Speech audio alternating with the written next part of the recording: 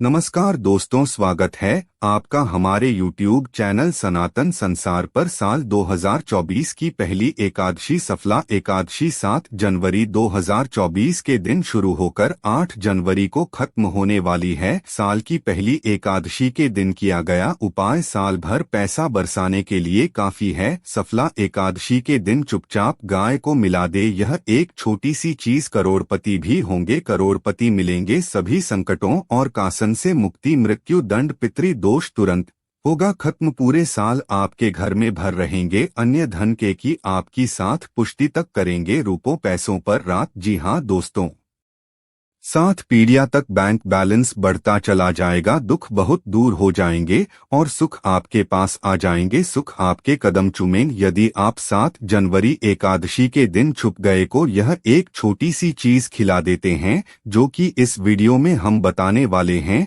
जी हाँ दोस्तों, यकीन मानिए इस चीज को यदि आप गाय को खिलाते हैं एकादशी के दिन तो भगवान विष्णु जी और माता लक्ष्मी बहुत प्रसन्न हो जाएगी। आपके जीवन के जो भी दुख दर्द संकट कष्ट है, समस्त दोहाहक संकटों से छुटकारा मिल जाएगा। आप यूं कहे आपके जीवन से तत्काल गरीबी भी समाप्त हो जाएगी, समस्त दुख दूर होकर सुख आपके कदमों में आ जाएगी। इतना सुख सहयोग पूरे 500 सालों के बाद बन रहा है। आ जाए 10वीं के इस बार बहुत ही दुर्लभ सहयोग में पड़ रही है। यदि आप चाहते हैं कि माँ विष्णु जी माता लक्ष्मी की कृपा आपको हासिल हो, जीवन से तत्काल गरीबी समाप्त हो जाए, पितृ दोष दूर हो जाए, तो दोस्तों आज की यह वीडियो आप मिस मत कर देना। बहुत ही महत्वपूर्ण और लाभकारी वीडियो है। पूरे 500 वर्षों के बाद सफलता एकादशी के दिन इस बार ऐसा शुभ संयोग बन रहा है जिसमें आपके समस्त दुख दर्द संकट दूर हो जाएगी मात्र यह एक चीज खिलाने से गाय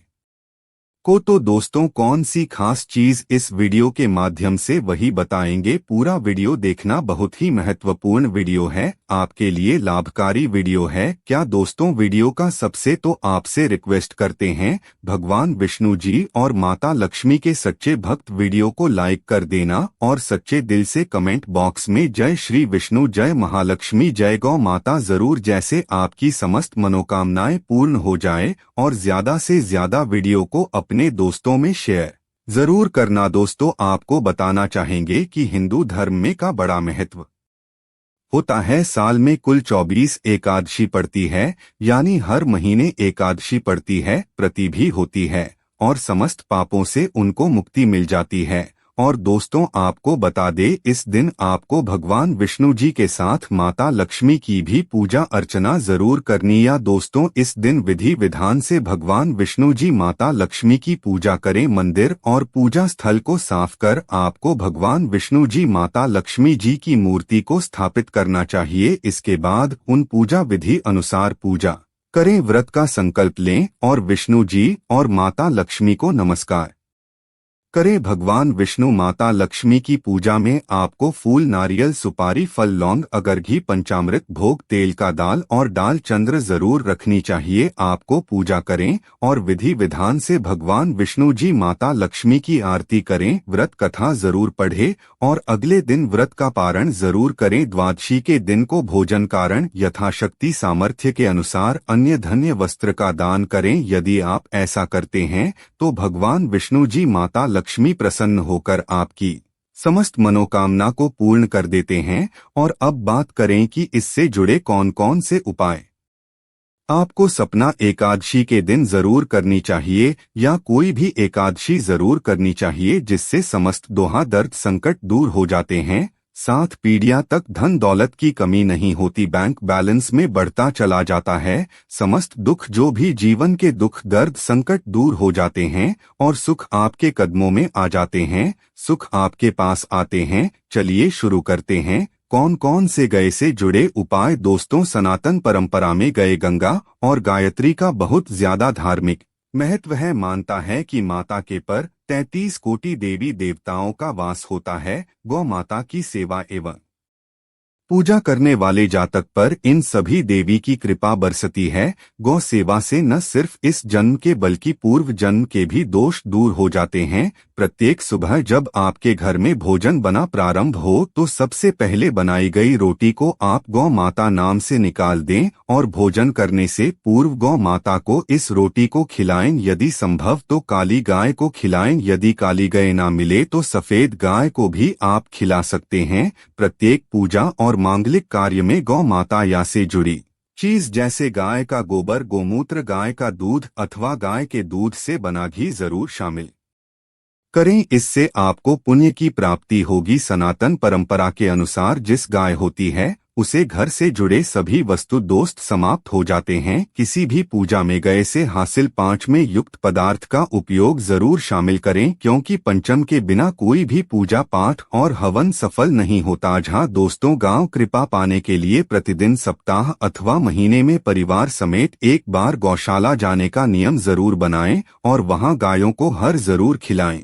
इससे आपको शुभ फलों की प्राप्ति और साथ ही गौ सेवा और गौ पूजा से 9 ग्रह शांत हो जाते हैं और इनसे जुड़े देशों का निदान हो जाता है। गर्मियों में गौ माता को पानी पिलाएं और सर्दी में गौ माता को गुड़ जरूर खिलाएं। ध्यान रखिए कि गर्मियों में गाय को गुड़ ना खिलाएं। अनेक देवी देवता को अपने शरीर पर धारण करने वाली गौ माता से जुड़े कई शुभ और अशुभ संकेत भी होते हैं। मुस्लिम गाय का दूध धोते समय यदि गायब होकर मार दे और सारा दूध बिखर जाए तो अपशगुन होता है। यदि कोई निकल रहा हो और गए अपने बछड़े को दूध पिलाती सामने आ जाए तो निश्चित रूप से जी यात्रा के लिए आप निकले हैं वह यात्रा आपके लिए जरूर ही सफल होगी और वह काम जिसके लिए आप निकले हैं वह जरूर ही पूर्ण होगा। यात्रा पर समय भाई और गाय की आन और रात्रि में गाय की हुंकार करना भी शुभ होता है। दोस्तों, साथ ही साथ गए के साथ आप भूल कर भी यह काम ना करें, अन्यथा मिलता है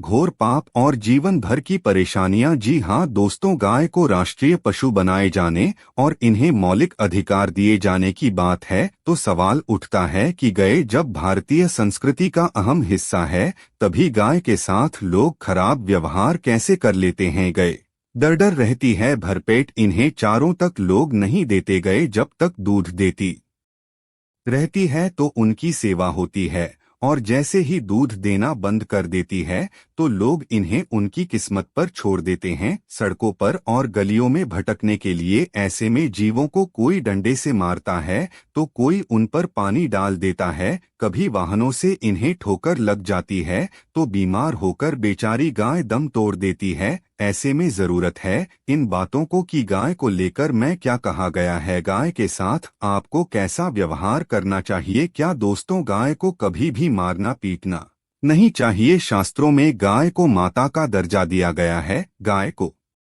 मारने पीटने वाला माता को मारने पीटने वाले के समान पाप का भाग माना जाता है। ऐसे घरों को लोक में वर्षों तक कष्ट भोगना पड़ता है, अगले जन्म पशु में मिलता है। कथा है कि गौतम मुनि ने गलती से गाय को डंडा मार दिया जिस गाय की मृत्यु हो गई थी और इस पाप से के लिए इन्हें वर्षों तक तपस्या करनी पड़ी। भगवान श्री कृष्ण जी ने बैल स्वरूप में आए वृद्धासुर का वध कर दिया था, जिससे मुक्ति के लिए भगवान श्री कृष्ण को संपूर्ण तीर्थ को एक कुंड में बुलाना पड़ा। हरीश कुंड में स्नान से वह पाप मुक्त हो गए थे। साथ ही साथ जो लोग पानी पी रहे को भागते हुए घोर पापी के भाग बनाकर कुत्ते भौंकते हैं, ऐसा पुराणों में बताया गया है। जबकि जो लोग गाय के लिए प्याऊ और चराग्रह बनवेट हैं वह महा होते। ऐसे लोग घोर पाप से मुक्त होकर स्वर्ग पाए जाते हैं और बड़े ही धनवान कुंड में जन्म लेकर सुख भोगते हैं। और साथ ही साथ आराम कर रही गाय को कष्ट देकर कभी भी उठाना नहीं चाहिए। कहते हैं कि जिस स्थान पर गाय बैठी है वहां से नकारात्मक ऊर्जा समाप्त जाती है। गाय के बैठने की जगह को जो लोग नियमित साफ रखते हैं वे पूर्व जन्म में किए गए जाने अनजाने में पापों से मुक्ति हो जाते हैं और गोलोक में आते हैं। गाय को डंडा मारकर उठना पानी डालकर उठाने से मनुष्य पाप का भाग है और अगले जन्म में उसे दर दर भटकना पड़ता है। और साथ ही साथ शास्त्रों में बताया गया है कि गाय का दूध उसके बछड़े के लिए होता है, गाय के बछड़े से हुआ दूध ही मनुष्य को लेना चाहिए। कुछ लोग एक बार गाय को दोहू लेने के बाद फिर से बछड़े के लिए बचा हुआ दूध भी धो लेते हैं।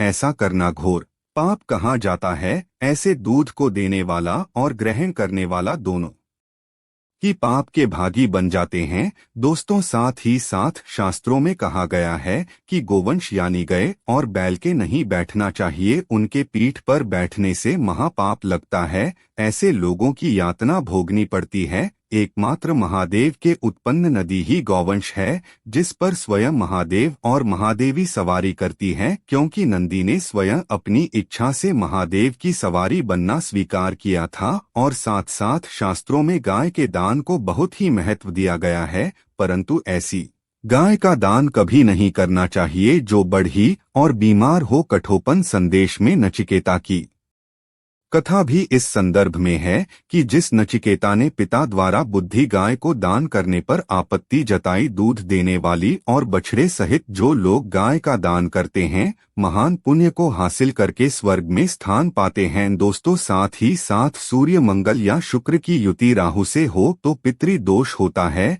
यह भी मान्य है कि सूर्य का संबंध पिता से एवं मंगल का संबंध रक्त से होने के कारण सूर्य यदि शनि, राहु या केतु के साथ स्थित हो या दृष्टि संबंधी हो तथा मंगल की युति राहु या केतु से तो पितृ दोष होता है। इस दोष से जीवन संघर्ष में बन जाता है। यदि किसी दोष हो तो गाय को प्रतिदिन या किसी भी एकादशी को या किसी पूर्णिमा के दिन या अमावस्या को रोटी, गुड़, चारा आदि खिलाने से पितृ दोष समाप्त हो जाता है। साथ ही साथ देसी गाय की पीठ पर जो कपूर होता है वह बृहस्पति गुरु है। आठ जन्म पत्री में यदि बृहस्पति अपनी नीच राशि मकर में हो सफल होगी। और साथ ही साथ यह संकेत भी जाने यदि आप यात्रा पर जा रहे हैं और सामने आपके गए पड़ जाए अथवा अपने बछड़े को दूध पिलाती हुई सामने गए दिखाई दे जाए तो समझ जाना कि वह यात्रा आपके लिए जरूर ही सफल होंगे। और साथ ही साथ घर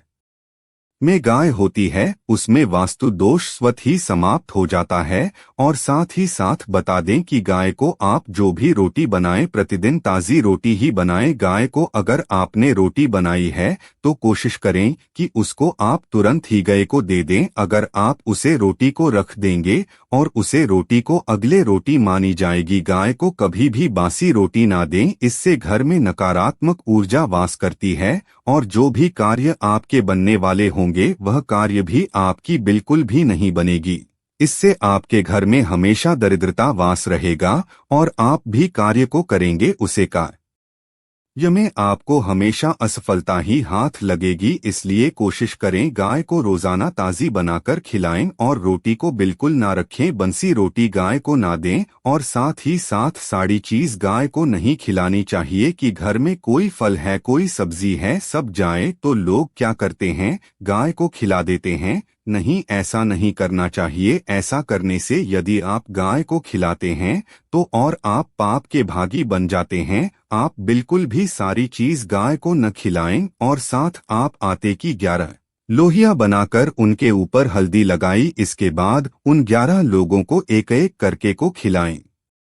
प्रत्येक लोहे को खिलाते समय गाय के सिंगन पर आप हाथ फेर, पीठ पर हाथ फेर, मस्तक पर हाथ फेर, माता गाय के आप चरणों के स्पर्श करें। जहां दोस्तों ऐसा करने से आपकी समस्त कार्य बनने लगेंगे। जो डॉग का समय चल रहा है वह भी समाप्त होगा। आपके में खुशियां ही खुशियां होगी। और एक बार आप 7 बार गाय की परिक्रमा कर ले तो आपके समस्त कार्य पूर्ण होंगे। साथ साथ आप गाय को जब भी रोटी दे, रोटी पर या तो आप थोड़ी हल्दी लगा ले या थोड़ा अच्छा रख ले। अगर अच्छा ना हो तो आप थोड़ा मिश्री रख सकते हैं, थोड़ा घी रख सकते हैं। या दोस्तों गाय को कभी भी सूखी रोटी ना खिलाएं। सूखी का मतलब गाय को जो रोटी रखे खिलाएं, उसे पर कुछ ना कुछ रखकर खिलाएं। हल्दी रख, अच्छा रख ले, मिश्री, घी या जो भी रख ले, मतलब खाली रोटी नहीं खिलानी है। ध्यान इस बात का रखें, जब भी आपको शुभ फलों की प्राप्ति होगी। तो दोस्तों यह था उपाय जिससे अगर आप 7 जनवरी सपना एकादशी के दिन कर लेते हैं तो आपका घर धन धन से परिपूर्ण हो जाएगा और आपके जो भी दुख तकलीफ कष्ट हैं वह सब दूर हो जाएंगे।